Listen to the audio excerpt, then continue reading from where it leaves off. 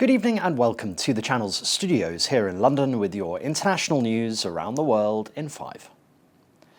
Ukraine's military intelligence chief has said the drone attack on an airbase in the Russian city of Pskov was launched from inside Russia. 2 cargo planes were destroyed and 2 were damaged. Russia says 4 were damaged. Satellite images released by Planet Labs showed a view of Kresty Airbase before and after the wave of Ukrainian drone attacks. South African firefighters have gone back inside the Johannesburg building destroyed by fire on Thursday to see if they can find any more bodies. The blaze in the overcrowded and condemned 5-story building claimed 74 lives, including 12 children. The fire service says it wants to be sure that no one has been left behind. The cause of the fire remains unknown, but forensic investigators are also at the site picking through the charred remains of the burnt-out building. The whole block has been cordoned off to traffic because of this terrible scene. We are urging members of the public and especially motorists to be aware of the situation that is happening. The city will look into this matter and to ensure that those who are injured are dealt with in the proper manner and the proper care, and those who have been displaced because of this fire are also helped in the proper manner as well. That building, perhaps more than most, all of Johannesburg still is shaped by the apartheid architecture, an architecture of fundamental economic, social, racial segregation. And that building is so symbolic in that sense as some building where they issued passes to non-white populations to come and work in the city. People who were necessary to the economy, but who the sort of powers that be didn't really want living amongst them. Thailand's king has reduced the 8-year prison sentence of the former Prime Minister Thaksin Shinawatra to just a year. Mr. Thaksin, who returned home last month after 15 years of self-imposed exile, was immediately sent to jail. He was then moved to the luxury wing of a state hospital after complaining of heart problems. Mr. Thaksin has always said the outstanding sentences over charges of corruption and abuse were politically motivated.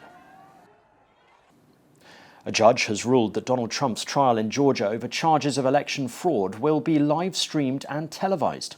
All the hearings will be available live on Fulton County Court's YouTube channel, the judge said. A date for the trial has not yet been set, but it could be next year when Mr. Trump is running for re-election. Mr. Trump and 18 people are charged with a conspiracy to overturn the state's 2020 presidential election results. Hundreds of flights have been cancelled in Hong Kong and the neighbouring Chinese province of Guangdong ahead of the arrival of Typhoon Saola. Schools, businesses and financial markets have closed as the area prepares for the storm, which has winds of up to 125 miles per hour. 3 tropical cyclones have formed in the northwest Pacific Ocean and South China Sea. Saola, which could make landfall on Friday night or Saturday morning, may be among the 5 strongest typhoons to hit Guangdong since 1949. Storm surges may raise sea levels by up to 10 feet as the typhoon makes landfall, with the potential for serious flooding. A popular female bear has been shot dead on the outskirts of a town in central Italy, and a man has claimed he opened fire out of fear.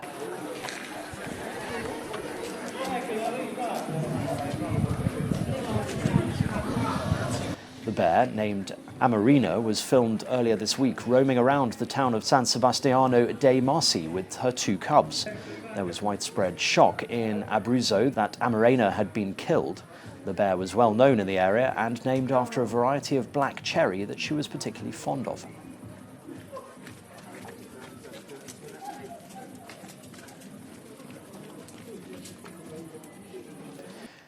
And police in Nebraska have made an unusual traffic stop, a vehicle with a giant bull riding in the front passenger seat.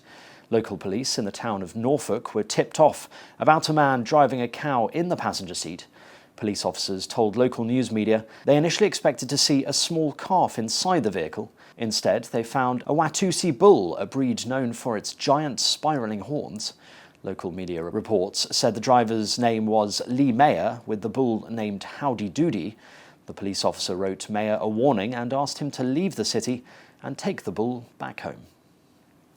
And that's your international news around the world in 5. Now back to the channel's studios in Lagos.